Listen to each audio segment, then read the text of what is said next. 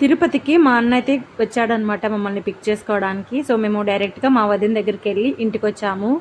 అల్లూరికి రాగానే మా మామయ్య అయితే వాళ్ళ మనవరాల చెప్పులు నల్లగా ఉందంట, అందుకని చెప్పేసి కడిగేస్తూ ఉన్నారు. ట్రైన్లో ఆడుకునేటప్పుడు మొత్తం మసి అయిపోయిందన్నమాట.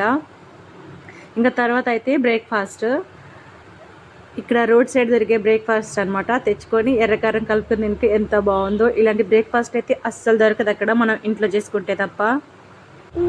కానీ మనకి కొన్నిసార్లు ఇంట్లో చేసుకునే బాగుంటాయి బయట తినేదానికంటే.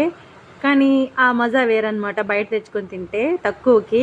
అక్కడైతే అసలుకి 20 రూపీస్కి కడుపు నిండదు కాదు కదా, ఒక్క పక్క కూడా రాదు. ఇంకా మా వారైతే అంబలి పైన కర్రీ వేసుకొని తిన్నారనమాట. ఇది అందరికీ తెలుసో లేదో తెలీదు, మా వాళ్ళు అయితే దీన్ని అంబలి పైనకి చేసుకొని తింటారనమాట. చాలా బాగుంటుంది.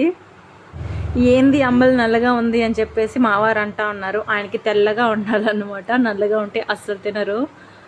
ఇంకా ఈ అంబలి కూరలోకి రకరకాలుగా చేసుకుంటారు. గోంగూర విత్ పచ్చి చేపలు, ఇంకా రొయ్యలు వేస్తున్నారు ఇక్కడైతే.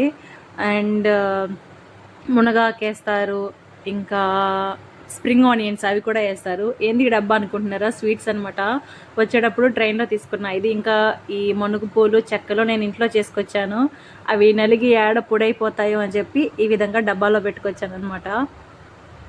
ఇంకా బ్రేక్ఫాస్ట్ అయిపోయింది. ఇంకా ఈ స్నాక్స్ తీయడం అయిపోయిన తర్వాత ఇంకా ప్రాన్స్ క్లీనింగ్ అనమాట.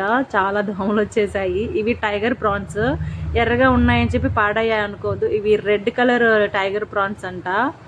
మా మామయ్య ఇంతకుముందు అయితే మంగళూరు వెళ్ళేవాళ్ళు బోట్కి, ఇప్పుడైతే బందర్ వెళ్తున్నారు, అక్కడ నుంచి తీసుకొచ్చారు.